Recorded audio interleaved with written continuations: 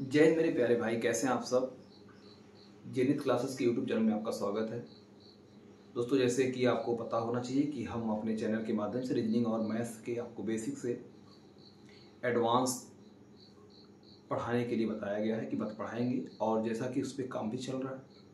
आज हमारी video maths में बेसिक के तौर पर रेशियो प्रोपोर्शन की वीडियो हम शूट करने चल रहे हैं। इसके पहले आप अगर हमारे अन्य वीडियो को नहीं देख पाए तो उसे जाके देख लें। आपके बेसिक कॉन्सेप्ट सब क्लियर हो जाएंगे, आप कितना भी बेसिक हो अपने पढ़ने में। चलिए दोस्तों, आज का क्लास रेशियो प्रोपोर्शन अनुपात समानुपात शुरू करते हैं।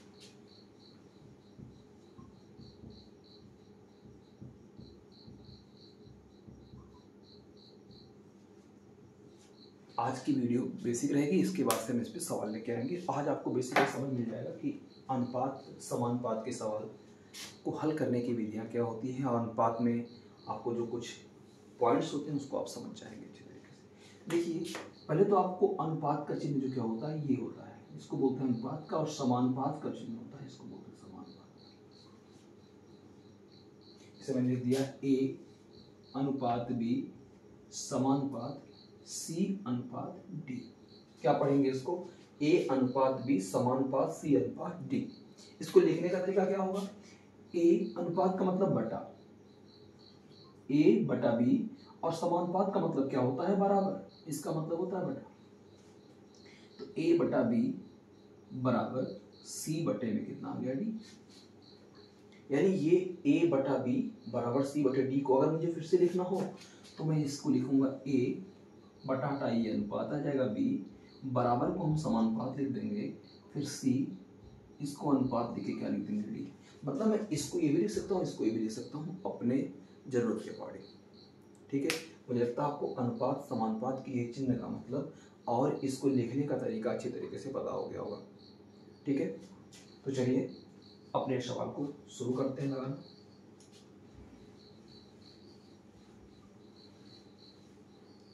आइए, जैसे मेरा पहला सवाल है कि ए अनुपात बी बराबर 3 अनुपात 4 और बी अनुपात सी बराबर 4 अनुपात 5 है। तो मेरे सवाल का आंसर पूछ रहा है ए अनुपात बी अनुपात सी का मान क्या होगा। ये मेरा पहला सवाल है, और एग्जाम का भी सवाल है। ऐसा नहीं है कि मतलब आपको भी बहुत बेसिक तौर पर पढ़ाया, इस एग्जाम में सवाल पूछा गया है। ध्यान से देखिए, यहाँ पे 3 वैल्यू है ए बी सी का, जिसमें ए और बी का रेशियो है 3 अनुपात 4 का, और बी और सी का रेशियो है 4 अनुपात 5 का। तो आप बताइए इसको दो तरीके से हल करेंगे। पहले बेसिक हल कर रहे हैं। ए अनुपात बी का मतलब कितना है? 3 अनुपात 4। बी अनुपात सी का मतलब कितना लिखा हुआ है? 4 अनुपात 5। मतलब यहाँ पे आप देखेंगे तो ए का मान कितना आ रहा है? 3। बी का मान कितना आ रहा है? 4, लेकिन अनुपात में आ रहा है। और नीचे बी का मान कितना आ रहा है? 4। सी का मान कितना आ रहा है? 5। मेरे बी रिपीट हुआ, बी का मान 2 बार आया है, तो क्या बी का मान यहाँ भी 2 बार समान है, अलग है? अगर बी का मान समान है तो आप डायरेक्ट लिख सकते हैं कि ए अनुपात बी अनुपात सी का मान। बताइए ए का मान कितना है? 3। बी मेरे 2 जगह आया है, तो बी का दोनों मान कितना है? 4। 3 अनुपात 4, और सी का मान आपको देखने को मिल रहा है 5। ये कब करेंगे? जब मेरे बी यहाँ पे 2 बार आया है और उसके मान में कोई परिवर्तन नहीं है, तो हम अनुपात को डायरेक्ट उतार देंगे। एक सवाल फिर से बता देता हूँ। जैसे मैं लिख दिया हूँ ए अनुपात बी बराबर 8 अनुपात 7, और बी अनुपात सी बराबर दे दिया है 7 अनुपात 11। तो आपसे पूछे ए अनुपात बी अनुपात सी, तो आप लिख देंगे कि यहाँ पे ए 8 है, ठीक है, बी मेरे यहाँ भी है, यहाँ भी है, तो बी का मान यहाँ भी 7 है, यहाँ भी 7 है, तो बी का मान 7 आ जाएगा। सी अकेला है, सी का मान क्या आ जाएगा? यानी ए अनुपात बी अनुपात सी का जो अनुपात हो जाएगा वो 8 7 11 हो जाएगा। मुझे लगता है आपको आ गया होगा। अब टाइप 2 में क्या रहेगा? यहाँ पे बी तो 2 बार आएगा, लेकिन उसके मान अलग अलग आएंगे। यहाँ पे एक होने के कारण मैंने क्या किया, उसके मान को डायरेक्ट लिख दिया। अभी अलग आएंगे तो उसके मान को मैं अलग अलग लिख के कैसे मेंटेन करूंगा, कैसे उसको इक्वल करके बनाऊंगा, वही समझते हैं। अगला सवाल, पी अनुपात क्यू बराबर 4 अनुपात 5 और क्यू अनुपात आर बराबर 6 अनुपात 7। तो आपसे पूछा जा रहा है पी अनुपात क्यू अनुपात आर का मान पूछा जा रहा है। ठीक है, आ रहा है बढ़िया से सब कुछ दिख रहा है बराबर, ठीक है, मतलब बहुत छोटा तो नहीं लिख रहा हूँ, ठीक है। तो यहाँ पे अभी इससे पहले मेरा क्यू 2 बार आया था तो क्यू के मान मेरे बराबर थे, अब मेरे क्यू के मान अलग है, सॉरी, यानी पी का मान 5, क्यू का मान, सॉरी, पी का मान 4, क्यू का मान 5, क्यू का मान 6, फिर आर का मान 7। जब मेरे क्यू का मान 2 चले आया तो क्यू का मान अलग कैसे हो गया, यानी क्यू या तो 5 होगा या तो क्यू 6 होगा, और 5 और 6 हम कैसे मान लें, अगर मैं इसको 6 देता हूँ तो अनबैलेंस हो जाएगा, इसको 5 रखता हूँ तो अनबैलेंस हो जाएगा, यानी मेरा क्यू समान होना चाहिए। तो 5 और 6 का एलसीएम कितना होता है 30, यानी हमारा क्यू हो सकता है 30 हो। अगर मैं 30 पे समान बनाना चाहूंगा तो इसको मुझे 30 बनाने के लिए किससे मल्टीपल करना होगा, 6 से। तो मैं मल्टीपल करके बताता हूँ आपको, अगर मैं 6 से गुणा यहाँ पे कर देता हूँ तो 6 चौके 24, 6 बचे 30। अब मुझे इसको 30 बनाने के लिए किससे गुणा करना पड़ेगा, 5 से गुणा करना पड़ेगा। जब 5 से गुणा मैं यहाँ करूंगा तो 5 छके 30, 5 सते 35। आपको देखने को मिल गया होगा कि पी का मान कितना मिला है 24, क्यू का मान कितना मिला है 30, क्योंकि क्यू को ही मुझे टारगेट करना है, क्योंकि क्यू मेरा 2 जगह रिपीट हुआ है तो क्यू के मान भी मेरे क्या होंगे, सेम होने चाहिए। तो यानी अब आप बता दीजिए पी का मान कितना आएगा, क्यू का मान कितना आएगा, आर का मान कितना आएगा। पी का मान आपको देखने को मिलेगा 24, क्यू 2 जगह रिपीट हुआ है तो क्यू का मान मेरा आ जाएगा 30 और आर का मान कितना आ जाएगा 35। अगर ये डाटा में कुछ कॉमन होगा तो उसको कॉमन लेके हम कट कर देंगे, और नहीं होगा तो ही मेरे सवाल का आंसर हो जाएगा। तो क्या इस सवाल को हमेशा आप मेंटेन करके बनाएंगे, इसको एलसीएम मेथड से बनाएंगे, या इसके वैल्यू को बराबर करके बनाएंगे? नहीं, और भी कॉन्सेप्ट होता बनाने के लिए। आइए इस सवाल को, ये तो आप एक तो वैल्यू को बैलेंस करके बनाए हैं, दूसरा मैं इसको ट्रिकी कॉन्सेप्ट बताता हूँ कैसे बनाएंगे। इसको आप एक बार उतार लीजिएगा, नहीं उतार पाए स्क्रीनशॉट कर लीजिए, इसको मिटा रहे हैं। सवाल वही होना चाहिए, पी अनुपात क्यू का मान कितना लिखा है 4:5, और क्यू अनुपात आर का मान लिखा था 6:7 लिखा था शायद, ऐसे ही कुछ था ना, ठीक है। तो आपको लिखने का रहेगा, आपको जानना होगा पी क्यू आर का मान, ऐसे लिख दीजिए पी क्यू आर। बताइए पी क्यू का मान कितना है 4-5, क्यू आर का मान कितना है 6-7, ठीक है, आराम से आप लिख दीजिए, कोई दिक्कत। देखिए जो जो बॉक्स खाली, देखिए खाली इधर है, खाली इधर है, तो इसका खाली इससे भर दीजिए और इसका खाली इससे भर दीजिए, मल्टीपल कर दीजिएगा। 4 छक्के 24, 5 छक्के 30, 5 सत्ते 35। आपको आंसर मिल गया 24, 30, 35, सॉरी 35 से 37 नहीं है, मुझे लगता है अब आपको आ गया होगा, आपको सोचना नहीं पड़ेगा कि इससे हम बराबर करें, मान को कर लेंगे इसको। एक सवाल आप कमेंट मुझे बता दीजिएगा कि अगर मैं कहता हूँ C अनुपात D बराबर 2:3 है और D अनुपात E बराबर 4:5 है, तो आपको C अनुपात D अनुपात E का रेशियो बताना है। इस सवाल को आप मुझे इसके अकॉर्डिंग बना के कमेंट में इसका आंसर बताइएगा। हम नेक्स्ट सवाल पे चलते हैं। आपको पता होना चाहिए कि यहाँ पे 3, 4 D के ही मान है, अलग हैं, तो उसको इस मेथड से भी आप कर सकते हैं और अपने एलसीएम मेथड से भी इसको मेंटेन कर सकते हैं। मिटा दिया जाए इसको।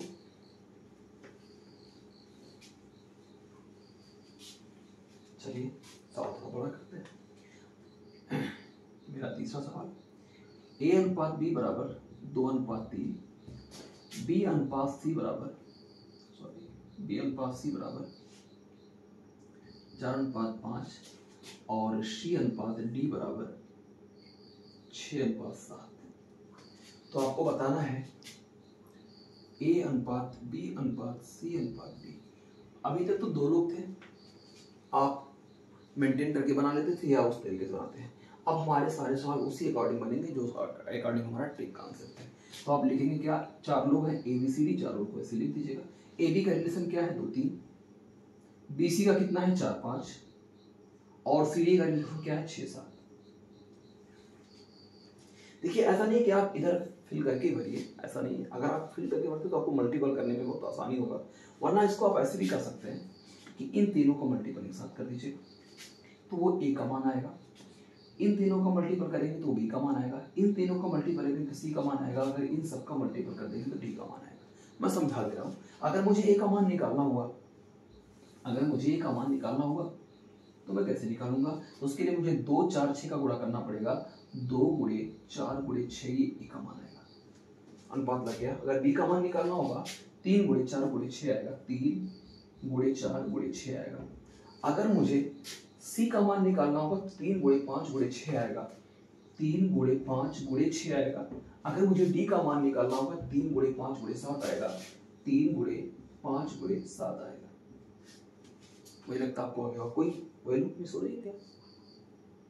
2 4 मल्टीपल होगा सर, यहाँ इतना तो बच्चे समझते हैं। चलिए ठीक है, अगर कॉमन हुआ तो कॉमन कट कर दीजिए कि 3 यहाँ है, 3 यहाँ है, 3 यहाँ है, 3 मुझे यहाँ मिल जाएगा तो 3 से कट कर दे रहा हूँ। 3 एकम 3, 3 एकम 3, 3 एकम 3, 3 का दूना कितना होता है 6, 2 से भी कट जाएगा, 4 से नहीं 2 से कट सकता है, नहीं इधर 2 से नहीं कटेगा, 5 साथी कितना हो जाएगा 35, 6 बचे 30, 6 चौके 24 और यहाँ पे 2 चौके 8, 2 ना 16, यानी ए बी सी डी का मान कितना निकल जाएगा 16 अनुपात 24 अनुपात 30 अनुपात 35। मुझे लगता है आपको अच्छी तरीके से आ गया होगा। ठीक है, एक बार स्क्रीनशॉट कीजिए और आपको ये पता होना चाहिए कि 16 24 30 35 आया इसका मान। अगर हम इसको मिटा के बताएं आपको तो मैं ये समझाना चाह रहा था कि आप ऐसे में नहीं कर पा रहे हैं तो आपको जो कॉन्सेप्ट बताया गया है कि फिल कर दीजिएगा, उससे भी आप आंसर कर सकते हैं। बताता हूँ, एक बार ध्यान दीजिएगा। सो ये मिलाना पड़ा नहीं तो डाटा भी आपका मिस हो जाता, तो फिर सवाल का आंसर मुझे मिलाने में दिक्कत हो जाती। अब आप बताइएगा कि यहाँ 3 है तो इन दोनों को 3 3 से भर दीजिए, 4 इधर है तो इधर को 4 से भर दीजिए, 5 ये है इसके बदले में 5 रख दीजिएगा। अब 6 इन दोनों पे 6 रख दीजिएगा। ठीक है, इसको मत भूलिए। देखिए करिए, 4 दूना 8, 8 6 48, 48 आया। ठीक है, 3 चौके 12 6 72, 72 भी आ गया। 3 5 15 6 के 90, 90 मैंने ले लिया और 3 5 15 7 105, 105 ही मैंने ले लिया। अगर मैं 3 से कट करता हूं तो 3 से कट करूंगा कितना आएगा 16, 3 से कट करता हूं तो कितना आएगा 24, 3 से कट करता हूं कितना आएगा 30 और 3 से कट कर दूंगा कितना आएगा 35। क्या वही बात तो हुआ? तो आप ऐसे भी मेंटेन कर सकते हैं, जिसकी साइड में खाली हो उस वाले वैल्यू को रख के ऊपर से मल्टीपल कर सकते हैं, हम आंसर आ जाएगा। मुझे लगता है आपको अच्छी तरीके से आ गया होगा। तो मैं आपको बताऊं, इसमें ए अनुपात बी, बी अनुपात सी के रिलेशन से आपको ए बी सी का रिलेशन पूछ लेता है, कहीं A B C, A B B C C D के रिलेशन से ए बी सी डी का रिलेशन पूछ सकता है। कोई दिक्कत? ठीक है, तो इसकी प्रैक्टिस आप लोग करते रहिए। अभी बेसिक क्लास चल रही है, सवाल आपको रेशियो के नेक्स्ट वीडियो में मिलेंगे, वो भी अच्छे अच्छे सवाल मिलेंगे जो आपके एग्जाम के लिए बहुत ही हेल्पफुल रहेगा। चलिए आइए, अब मैं आपको प्रथमानुपाती,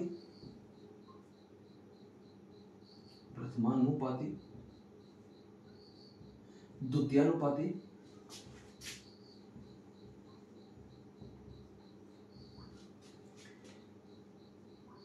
उसके बाद से तृतीयानुपाती,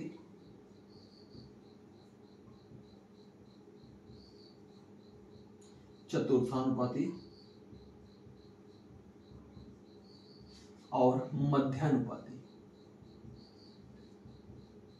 देखिए याद रखिएगा, इस सब पे 5 टाइप बनते हैं, 5 टाइप पे आपको सवाल मिलेंगे। देख रहे हो कि प्रथमानुपाती, द्वितीयानुपाती, तृतीयानुपाती, चतुर्थानुपाती, मध्यानुपाती का सवाल आपसे पूछेगा। कोई नहीं, बस बहुत आराम से आपको जो फर्स्ट टाइप मैंने पढ़ाया है ए अनुपात बी समानुपात सी अनुपात डी, उसी के अकॉर्डिंग आपको इसको हल करना होगा। ठीक है, चलिए मैं पहले प्रथमानुपाती को हल करने चल रहा हूं। सवाल ऐसे पूछेगा, सवाल का पूछने का तरीका रहेगा क्या कि 8 18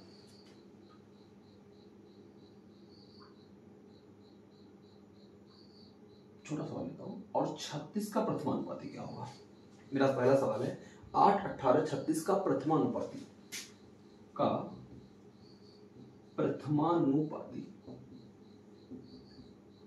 क्या होगा। ठीक है, चलिए समझिए। तो प्रथमानुपाती मेरा कौन सा, और जो अनुपात वो खाली चल रहा है पहला अनुपात, क्योंकि प्रथमा मतलब पहला होता है, द्वितीय मतलब द्वितीय होता है, तीसरा पे तृतीय आएगा और चतुर्था पे चतुर्थ आएगा, मध्य में मध्य में आ जाएगा। तो इसको हम लिखेंगे कैसे?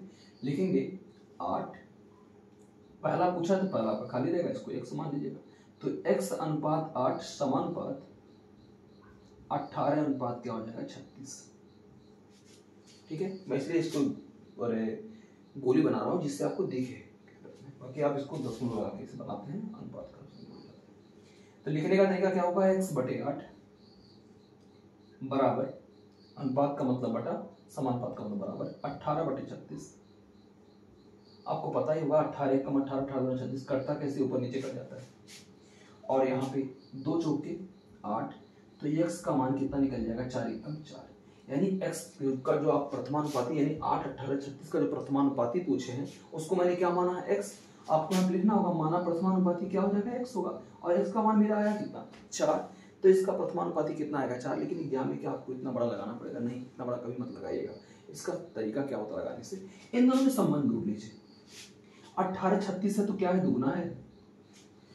36 18 का दुगना है, यानी फर्स्ट वाले प्लेस की वैल्यू पूछ रहा है, फर्स्ट सेकंड थर्ड फोर्थ, तो पहले आप थर्ड और फोर्थ में रिलेशन चेक कर लीजिए ना क्या है। तो 18 का दुगना कितना होता है 36, तो किसका दुगना 8 होता है आपको बताना होगा। किसका दुगना 8 होता है, तो आपका जवाब होगा 4 का दुगना 8 होता है। इस सवाल का आंसर आपको इस नियम से नहीं बना के ऐसे बना लेना पड़ेगा, लेकिन इसके लिए थोड़ा सा आपको बुरा भाग अच्छे से आना चाहिए करने के लिए। एक दो सवाल मैं और ले लेता हूँ, समझ लीजिएगा। चलिए, मुझे लगता है प्रथमानुपाती आपको अच्छी तरीके से आ गया होगा, तो प्रथमानुपाती भी मैं एक सवाल और लेता हूँ।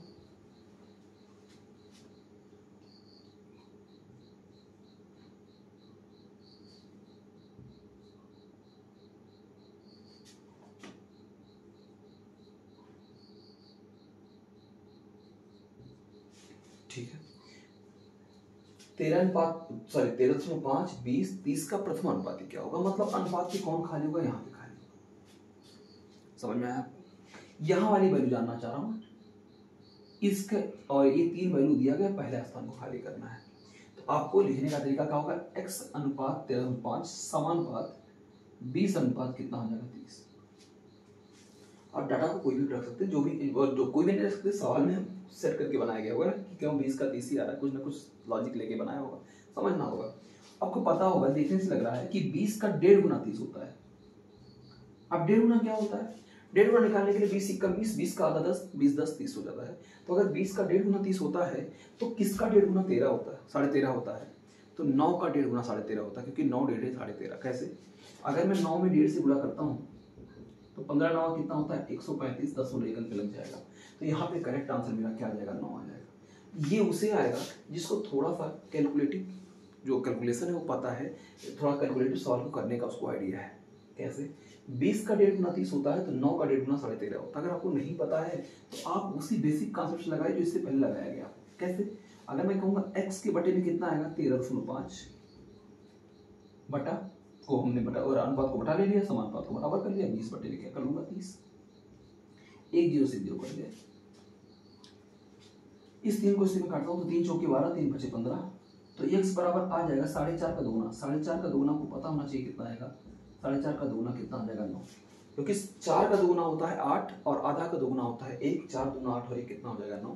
प्रथमानुपाती मुझे लगता है आपको अच्छी तरीके से क्लियर हो गया होगा। एग्जाम में सवाल आता है, खासकर जीडी रेलवे जैसे पेपर में, और जो आपके वनडे एग्जाम आते हैं बहुत बड़े बड़े, हर एग्जाम में सवाल सब बड़े ही नहीं आते, कुछ एग्जाम में सवाल छोटे भी आते हैं, कुछ सवाल बड़े भी आते हैं। तो यहाँ प्रथमानुपाती मुझे लगता है आपको अच्छी तरीके से क्लियर हो गया होगा।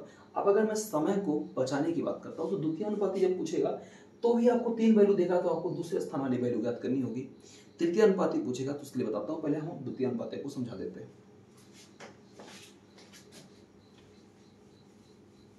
हाँ, ये दोस्तों मेरा प्रथमानुपाती क्लियर हुआ। अब मैं द्वितीय अनुपात को समझाता हूँ। जैसे मैंने कहा कि 7 13 65 का द्वितीय अनुपाती क्या होगा। 7 13 65 का द्वितीय अनुपाती,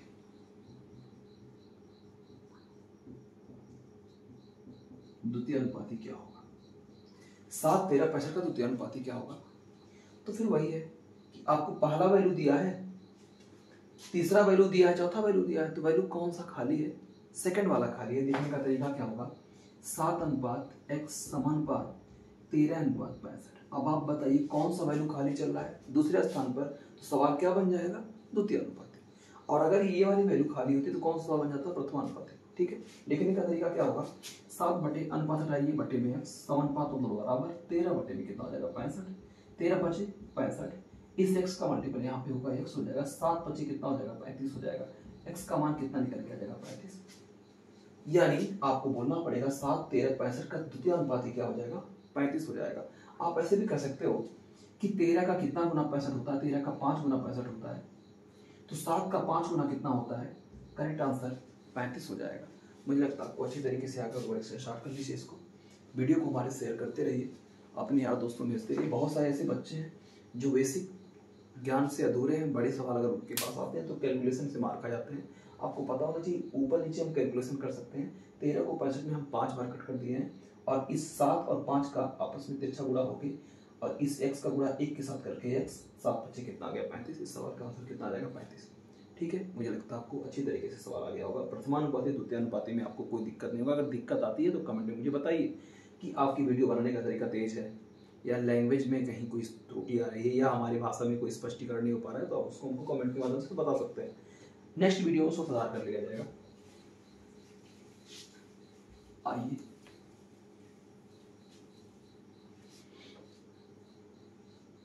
तो अब बात आती है तृतीय अनुपाती की। इसे कह दिया कि 5/24 का तृतीय अनुपाती क्या होगा, 5/24 का तृतीय अनुपाती क्या होगा। सवाल लिखता हूँ, 5/24 का तृतीय अनुपाती। थोड़ा सा बच्चों को यही पे कंफ्यूजन होना शुरू हो जाता है कि सर यहाँ पे दुइया लोग कैसे दे दिए हैं। इससे पहले तो आप 3-3 मान लेके एक पूछ रहे थे, तो इसको लिखने का तरीका होता है ये मान दूसरा स्थान का तीसरा स्थान का वर्ग करके चौथे पे आपको वैल्यू याद करना होता है। इसे लिखने का तरीका क्या होगा, 5/24 समानुपात 24 अनुपात क्या हो जाता है x। ठीक है, कोई दिक्कत, आप 24 लाने के यहाँ पे थोड़ा देर के लिए आप यहाँ पे 20 ही ले लीजिए, थोड़ा सा कटने वाला डाटा ले लीजिए, 20 ही ले लेता हूँ मैं। 5/20 का तृतीय अनुपाती क्या होगा, तो मैंने लिख दिया 5/20 समानुपात 20/20। आप 24 लेते तो भी उत्तर आता है, ऐसी बात नहीं 10 में आता। ठीक है, परेशान ना करने के लिए आपको समझाने के तौर पे आपको मैंने ऐसे सवाल ले लिया जिसका हल आसानी से कर मिले। आपको बताना होगा कि अभी जो मैंने इसके पहले आपको समझाया कि 5 अनुपात का मतलब बटे 20 बराबर 20 बटे में कितना हो जाएगा x। इस अनुपात का मतलब बटा हो गया, इसका मतलब बराबर हो गया, इसका मतलब बटा। कैलकुलेशन करने का तरीका क्या होगा, 5 चौकी क्या होगा 20, x यहाँ जाएगा 20 चौकी कितना हो जाएगा 80, यानी आपको पता हो गया होगा कि 5/20 का जो तृतीय अनुपाती क्या होगा 80 हो जाएगा। अब आपको तृतीय अनुपाती में आपको सोचना पड़ रहा होगा कि सर यहाँ पे तीसरे स्थान पे खाली होना चाहिए, तो आप चौथे खाली कर दिए। तो आपको बस इतना ही फर्क होना चाहिए कि तृतीय अनुपात चतुर्थानुपात को बनाने का तरीका क्या होगा। जब आपको तृतीय अनुपात पूछेगा तो वैल्यू कितना देगा 2, और जब आपको चतुर्थानुपात पूछेगा तो वैल्यू कितना देगा 3।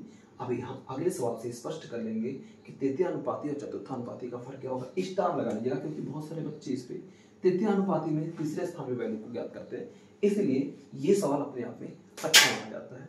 ठीक है, इसको उतार लीजिए, अगले सवाल में आता हूँ, अभी क्लियर हो जाएगा। तो अगर आपको तृतीय अनुपाती ज्ञात करना हो तो ये वाली डाटा जो दूसरी वाली डाटा रिपीट होके लास्ट वाले डाटा पे हम क्वेश्चन मार्क करके कोई वैल्यू ज्ञात कर लेते हैं, एक्स वाई कोई वैल्यू रख के उसका मान ज्ञात कर लेते हैं, वही मेरा तृतीय अनुपाती हो जाता है। अब आइए एक सवाल और मैं लेता हूँ, जैसे मैंने कहा 18/12 का तृतीय अनुपाती क्या होगा, 18/12 का तृतीय अनुपाती क्या होगा। लिखने का तरीका तेजी से लिखता हूँ, 18/12 समानुपात 12 कोई डाटा आप एक्स वाई कुछ भी, चलिए मैं वाई ले लेता हूँ। इसमें किसका मान ज्ञात करना, वाई पे। याद रखिएगा चतुर्था वाले से लेकिन तृतीय निकल रहा है क्योंकि ये डाटा रिपीट हो रहा है। तो लिखने का तरीका क्या होगा, 18/12 बराबर 12/y। यहाँ पे y का मान निकल जाएगा, y तृतीय अनुपाती हो जाएगा। पता होना चाहिए 6 3 18, 6 2 12, 3 चौके 12, 4 का 2 कितना हो गया 8, यानी y का मान कितना निकल के आ जाएगा 8। चलो मैं y को 8 रख के सेटिस्फाई आपको कर देता हूँ। इसका मतलब क्या होगा, इसका मतलब इन दोनों में जो भी अनुपात आएगा वो अनुपात यहाँ भी आएगा, क्योंकि यहाँ का अनुपात इसके अनुपात के बराबर होगा। कैसे बराबर होगा चेक करते हैं। अगर मैं 18/12 को 12/8 में इक्वल लिखा मानता हूँ, क्योंकि समानुपात मतलब बराबर है तो बराबर है, तो अनुपात बराबर है तो कैसे बराबर है चेक करते हैं।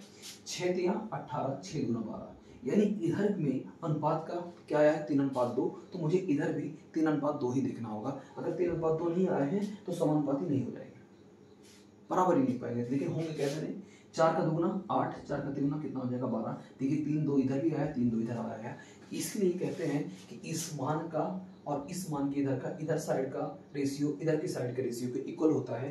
क्यों? क्योंकि समानुपात का मतलब क्या होता है? बराबर। यानी इधर के रेशियो इधर के रेशियो से क्या हो जाएंगे? इक्वल हो जाएंगे। इसे मैं आपसे कहता हूं कि 18:36 समानुपात 100:200। याद रखिएगा ये समानुपाती हैं। कैसे हैं? क्योंकि यहाँ पे भी आपको रिलेशन 1:2 का मिल रहा है और यहाँ भी आपको रिलेशन 1:2 का ही मिल रहा है। तो अब आपको लिखने का तरीका क्या होगा? 1/2 वीडियो में आ रहा है, थोड़ा सा ऊपर कर दें। ये हम बोल सकते हैं कि 1/2, इसका मतलब बराबर 1/2। क्या आपके 1/2 के बराबर 1/2 आया? तो इसी को तो हम समानुपात बोलते हैं। यानी ये अनुपात मेरे क्या है? इक्वल है। 1/2 के बराबर में क्या है? 1/2 है। मुझे लगता है आपको तृतीय अनुपाती का जो बेसिक समझ होगा वो अच्छे तरीके से आ गया होगा। अब हम चतुर्थानुपाती मध्यानुपाती करके वीडियो को अपने बेसिक यहीं पे रोक देते हैं, जिससे वीडियो लंबी ना जाए। आपको देखने में बहुत मजा आए। कमेंट करना ना भूलिएगा कि वीडियो को बहुत मेहनत से बनाया जाता है। ये रात को वीडियो शूट कर रहे हैं, लगभग 2 बज रहा होगा। ठीक है, चतुर्थानुपाती के लिए हम सवाल लिखते हैं, समझिएगा। मेरा सवाल है 5 12.5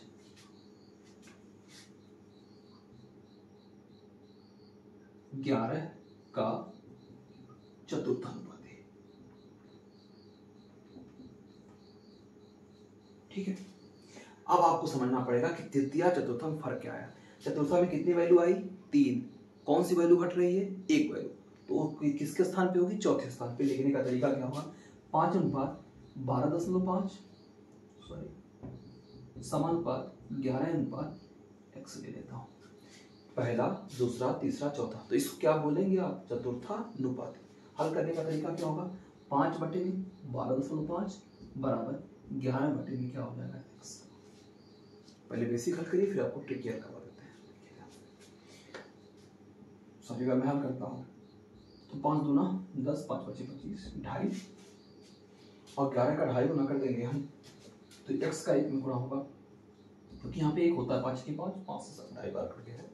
अगर x का 1 में गुणा होगा x, तो 11 25 55 की 5, 5 11 दूना 22, 22 5 27। यानी इस सवाल का करेक्ट आंसर 27.5 हो जाएगा। क्या हो जाएगा? 27.5। इसको आप एक बार स्क्रीनशॉट ले लीजिएगा। यानी अगर x का मान मेरे 27.5 आ रहा है, x का मान अगर 27.5 आ रहा है, तो आप कहेंगे इसको थोड़ा सा सिंप्लीफाई कर देते तो अच्छा लगता। आपको पता होना चाहिए 5 का 2.5 गुना 12.5 होता है। अब 2.5 गुना 3 गुना 1.5 गुना 2 गुना भी थोड़ा समझ लेते हैं कैसे होता है। अगर मुझे 5 का 1 गुना बोलेगा तो 5 की 5, अगर 5 का 2 गुना बोलता तो 5 का 2 गुना 10, लेकिन अगर 5 का 1.5 गुना बोलेगा तो आप 5 की 5 और 5 का आधा कितना होता है? 2.5, तो कितना होता है? 7.5। अगर कहेगा 5 का 2.5 गुना, तो पहले बताइए 5 का 2 गुना कितना होता है? 10, और 5 का आधा कितना होता है? 2.5, तो 5 का 2.5 गुना कितना होता है? 12.5। क्लियर है? तो आप लोग मुझे बताइए कमेंट में 6 का 3.5 गुना कितना होता है? अगर मैं कहता हूँ 6 का 3 गुना कितना होगा, तो आप बता देंगे 18 होगा। लेकिन 6 का 3.5 गुना निकालना होगा, तो 6 का 3 गुना कितना होता है? 18, और 6 का आधा कितना होता है? 3। तो इसका आंसर 21 होगा। 6 का 3.5 गुना कितना होगा? 21 होगा। ऐसे ही आपको पता होना चाहिए 5 का 2.5 गुना कैसे है? 5 का 2 गुना 10 और 5 का आधा 2.5, यानी 5 का ये करीब 2.5 गुना है। इसमें रिलेशन क्या मिल गया है? 2.5 गुने का। तो 11 का भी आपको क्या कर देना होगा? 2.5 गुना। तो 11 का 2.5 गुना करना भी आपको आसान है। कैसे? 11 25 55 की 5 हासिल 5, 11 दूना 22 5 27। आपको बिना बनाए सवाल का आंसर मिल सकता था। मुझे लगता था प्रथमा द्वितीय तृतीय चतुर्था तक आप समझ चुके हैं। लास्ट मेरा मध्यानुपाती आ रहा है। वीडियो लगभग कितने मिनट की बन चुकी है? आधे घंटे हो गए होगा। ठीक है, इसको चतुर्थानुपाती को मेंटेन हो गया। ठीक है, आगे होगा ना अच्छी तरह से समझ में? नहीं आएगा तो कमेंट में मुझे अपना फीडबैक दीजिएगा कि आपको आ रहा है या नहीं आ रहा है, या कहीं दिक्कत आ रही है, तो मैं उसको सही करूँगा। मेरा लास्ट सवाल है आज का, 18:8 का मध्यानुपाती क्या होगा? 18:8 का मध्यानुपाती क्या होगा? तो अब आप बताइए मध्यानुपाती मतलब क्या होगा? मध्य में होगा। तो याद रखिएगा ये दोनों किनारे होंगे 18 अनुपात x समानुपात x अनुपात 8। देखिए मध्यानुपाती का मतलब क्या होगा, मध्य में होगा, यानी यहाँ पे भी दो ही मान पूछते हैं, तृतीया में और मध्यानुपाती में लगभग लगभग कुछ सिमिलरिटी मिल जाती है। कैसे देखिएगा आप लोग, यहाँ पे भी आपको बीच वाली वैल्यू रिपीट हो रही है, लेकिन वहां पे जो ये वाला मान होता है वो दो बार रिपीट होता है, याद हो रहा होगा ऐसा। अगर आप वीडियो को भी देखे होंगे कुछ ही देर पहले, पूरा क्लास अगर आप ज्वाइन किए हैं तो, और जो आपका तृतीयानुपाती में होता है वो ये मान, जैसे मैंने कहा 5 और 24 का तृतीयानुपात, तो आप लिखते हैं 5:24 समानुपात 24:1। देखिए ये तृतीयानुपाती का हुआ, तृतीयानुपाती में यही मान रिपीट हो जाता है, और मध्यानुपाती में कोई एक वैल्यू होती है जिसको मध्य में मान के रिपीट करते हैं। तो आंसर कैसे करेंगे, लिखेंगे 18 बटे में क्या होगा x बराबर x बटे में 8। आपको पता हो गया होगा कि अनुपात का मतलब बटा, समानुपात का मतलब बराबर, अनुपात का मतलब बटा। अगर मैं 18 का 8 से गुणा करता हूं तो क्या आएगा 144, और x का x से गुणा करूंगा तो क्या आएगा x स्क्वायर। तो अगर x स्क्वायर का मान 144 है तो x स्क्वायर का मान अगर 144 तो 144 किसका स्क्वायर होता है, 12 का स्क्वायर होता है, यानी आपके स्क्वायर से स्क्वायर कट जाएगा, तो ये बाबू x का मान कितना निकल के आ जाएगा 12, यानी आपका जो 18:8 का मध्यानुपाती है ये क्या हो जाएगा 12 हो जाएगा। इस सवाल का आंसर कितना हो जाएगा 12। ठीक है, मुझे लगता है आपको अच्छे तरीके से आ गया होगा। अब इसका मैं ट्रिक बताऊंगा, लेकिन एक सवाल और कराने के बाद, ठीक है, उतार लिया। इसका आंसर कितना आ गया 12। अभी मैं इसको ट्रिक ही लेकर आऊंगा। अगर मैं दूसरे सवाल की बात करता हूँ, ये मध्यानुपाती चल रहा है, इसको खत्म ही करेंगे। जैसे मैंने कहा आपको 136 का मध्यानुपाती क्या होगा, 136 का मध्यानुपाती क्या होगा, तो आप कहेंगे 100:x समानुपात x अनुपात 36। ये करेंगे, लिखने का तरीका क्या होगा, 100 बटे में क्या x बराबर x बटे में कितना 36। तो अगर मैं x का x से मल्टीपल करूंगा क्या हो जाएगा, x स्क्वायर बराबर हो जाएगा 100 का गुणे में 36। कुछ पढ़ाया था कि स्क्वायर जब उस साइड चला जाता है तो अंडर रूट हो जाता है, यानी करड़ी का सिंबल लग जाएगा, x बराबर हो जाएगा रूट में 100 गुणे में कितना 36। वीडियो में आ रहा है। आपको बताना होगा कि 100 का वर्गमूल 10 होगा और 36 का क्या होगा 6 होगा, तो x का मान कितना हो जाएगा 10 छक्के कितना आ जाएगा 60। मुझे लगता है आपको अच्छी तरीके से आ गया, नहीं आ रहा है वीडियो, नहीं आ रहा है, यहाँ तक आ रहा है, ठीक है। तो अगर मैं x बराबर यहाँ पे पूरा लिख देता हूँ फिर से, 100 गुणे कितना है 36 है, तो ये 100 का वर्गमूल कितना हो जाएगा 10, 36 का क्या हो जाएगा 6, आंसर कितना निकल के आ जाएगा आपका 60। यानी इस सवाल का आंसर क्या हो जाएगा 60 आ जाएगा। अब आपको यही से ट्रिक देने की बारी आ गई। एक बार इसको उतार लीजिएगा अच्छी तरीके से। अब मैं ट्रिक करता हूँ, ठीक है। तो आप देख रहे होगा कि यहाँ पे वर्गमूल निकल रहा है, तो बस आपको वर्गमूल से ही ट्रिक बन गया कि अगर कभी आपको मध्यानुपाती निकालना होगा तो क्या कर देना कि जो डाटा आपको दिया है इसका गुणा कर देना, रूट में करके क्या कर देना गुणा कर देना, 18 गुणे 8 ऐसे कर देना। ऐसे ही रूट में इनको भी क्या कर देना 100 गुणे 36 कर देना। किसी वैल्यू का अगर आपको मध्यानुपाती पूछेगा तो उस दोनों डाटा को रूट में करके गुणा कर देना, हल कर लेना, आंसर आ जाएगा। जैसे आपको पता होगा कि 100 का क्या होगा 10, 36 का क्या होगा 6, बराबर कितना आ जाएगा 60। ऐसे ही यहाँ पे तो आप वर्गमूल निकाल नहीं पाएंगे क्योंकि 18 का दशमलव में चला जाएगा, तो इसलिए क्या करेंगे पहले उसका मल्टीपल कर लेंगे। 18 ठे कितना हो जाएगा 144, 144 का अंडर रूट कितना होता है आपको पता होगा 12 होता है। तो अगर आपके सवाल में कभी ऐसे पूछ लिया कि ए बी का मध्यानुपाती क्या होगा, सवाल पूछ लिया ए बी का मध्यानुपाती क्या होगा, ए बी का मध्यानुपाती क्या होगा, तो आपका जवाब होगा कि रूट में a इंटू बी होगा। क्या होगा रूट में a इंटू बी। अगर किसी संख्या का मध्यानुपाती पूछ रहा है और आप उसका अंडर रूट नहीं ले पा रहे हैं तो उसको मल्टीपल करके ले सकते हैं। जैसे मैंने कहा 3 13 का मध्यानुपाती क्या होगा, तो आपका करेक्ट आंसर होगा रूट में कितना 39 होगा। 5 17 का अनुपात क्या होगा, मध्यानुपाती क्या होगा, 17 25 क्या हो जाएगा 85 हो जाएगा। मैंने कहा 11 और 7 का मध्यानुपाती क्या होगा, 11 7 77 हो जाएगा। मुझे लगता है आपको आ गया होगा। फिर मैं पूछता हूँ 80 8 का मध्यानुपाती क्या होगा, 80 8 का, तो आप कहेंगे 80 8 का मध्यानुपाती 8 टाइम 64 46 हो जाएगा, 8 टाइम 46 हो जाएगा। अब 46 को आप लिख सकते हो 64 गुणे 10, तो ये हो जाएगा 8, यानी 8 रूट 10 हो जाएगा इसका आंसर। ठीक है, मुझे लगता है आपको मध्यानुपाती भी करना अच्छी तरीके से आ गया होगा। एक बार मैं मिटा के आपको बताना चाहता हूँ कि अगर आपकी मध्यानुपाती में वैल्यू का अंडर रूट आप ले पा रहे हैं, ठीक है, नहीं ले पा रहे हैं तो उसको रूट में ही छोड़ दीजिएगा। जैसे मैं आपसे कहता हूँ कि 5 9 का मध्यानुपाती क्या होगा, तो रूट में 45 हो जाएगा। ठीक है, अगर मैं कहता हूं 100 4 का मध्य अनुपाती क्या होगा, तो आप ऐसे भी समझ सकते हो 100 का 400, 400 का 20 आ जाएगा। लेकिन आप ऐसे बोल सकते हो 100 का वर्गमूल क्या होता है 10, और 4 का वर्गमूल क्या होता है 2, 10 दूना कितना होगा 20। अगर आप इसको हल करते तो यही तो नियम था, 100 गुणे क्या करते 4 करते, 100 गुणे 4 कितना होता है 400, 400 का वर्गमूल कितना आ जाता 20 आ जाता। मुझे लगता है आपको अच्छी तरीके से ये आ गया होगा। तो अगर मैंने कहा कि PQ का मध्य अनुपाती क्या होगा, तो आप कह देंगे रूट में क्या PQ। और कभी अगर आपका ये ना निकले, जैसे मैंने कहा 64 और 63 का मध्यानुपाती क्या होगा, तो आप कहेंगे क्या रूट में 64 इंटू 63। 64 का मतलब हो जाता है 8, इसका तो रूट आप निकाल सकते हैं, लेकिन 63 का नहीं निकलेगा, तो 63 को ऐसे ही आप छोड़ देंगे, यानी 8 रूट 63 इसका मध्यानुपाती होगा। दोस्तों इस वीडियो को हम यहीं तक रोक देंगे, क्योंकि वीडियो बड़ी ना हो पाए, बड़ी होगी वीडियो तो उसमें बच्चों को इंटरेस्ट कम पैदा होता है, देखने में मज़ा नहीं आता ज़्यादा। तो इसलिए अपनी हम आज रेशियो की पहली वीडियो को लगभग आधे घंटे 40 मिनट पे ही रोक दे रहे हैं। आप बेसिक वीडियो मान करके उसको पढ़िएगा, ये बेसिक वीडियो नाम से इसका और थंबनेल में हम बना देंगे। और नेक्स्ट वीडियो में मैं आपको रेशियो की अच्छे अच्छे सवाल जो एग्जाम में आए हुए सवाल हैं उन पर वीडियो बना के आप तक पहुंचा देंगे। आप उस वीडियो को देखिएगा और कमेंट में मुझे बताइएगा कि मेरी वीडियो को बनाने का तरीका है किस तरह का है, और आपको लाइट का जो है वो इशू कैसा है, मतलब लाइट आ रही है बराबर नहीं आ रही है, लिखने में कहीं वैल्यू आपको हल्का दिख रहा है या कहीं मतलब ज़्यादा डार्क है या छोटा है बड़ा है, आप कमेंट के माध्यम से मुझे बता सकते हैं। तो आज अपने वीडियो को हम विराम देते हैं दोस्तों। जय हिंद, जय भारत।